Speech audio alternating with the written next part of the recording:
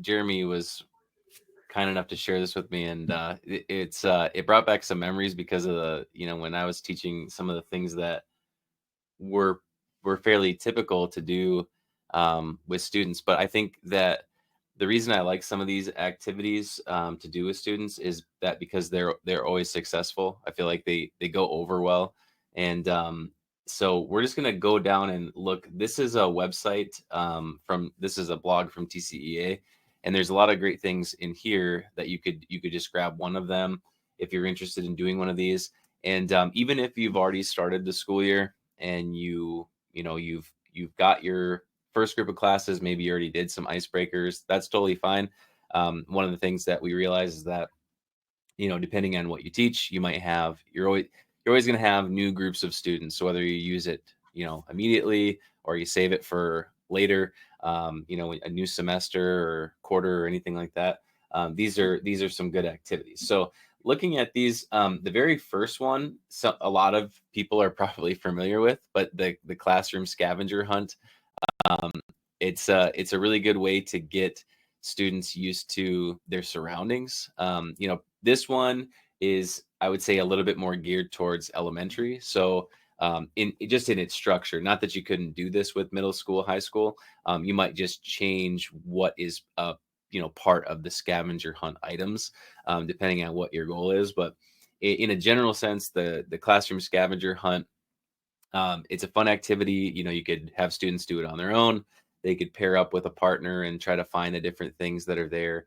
And then maybe you do like a prize or something like that. And this actually made me think right away of, we had open house for my daughter for first grade, about 2 weeks ago now. And they started a little bit earlier. And this was, as soon as you came in for open house, the teacher had this as one of the items. And she actually, what I thought was fun was you have the parent do it with their student. So then you kind of have where the parent or guardian is familiar with the classroom as well, and just gets a sense for what kind of environment their student is in during the day, right? When you're not with them.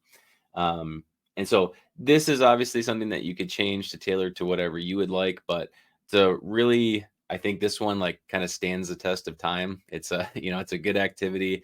It's one that could be used. Kind of never gets old, I don't think. But yeah, so there's the scavenger hunts. Kids don't always want to ask where things are, right? And Yeah. so if you can just show it to them ahead of time and they don't even have to ask that question, and then it's like getting familiar with your surroundings too, right? You're going to be a lot more comfortable if you're in a comfortable environment, and I think that's a cool way to kind of introduce that. Yeah.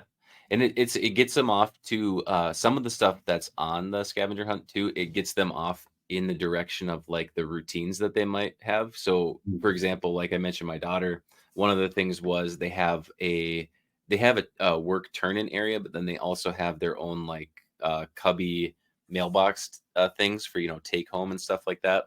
And so getting them in the routine of this is where that area is located, so then you're where it is come the first day. You're like, oh yeah, that's where I pick up my work, that's where I turn in my work, those type of things. And it doesn't seem like um that big of a deal, but I think it helps students associate with certain things that you want them to do throughout their day, certain routines that they might have to do. So pretty Yeah, cool. great example.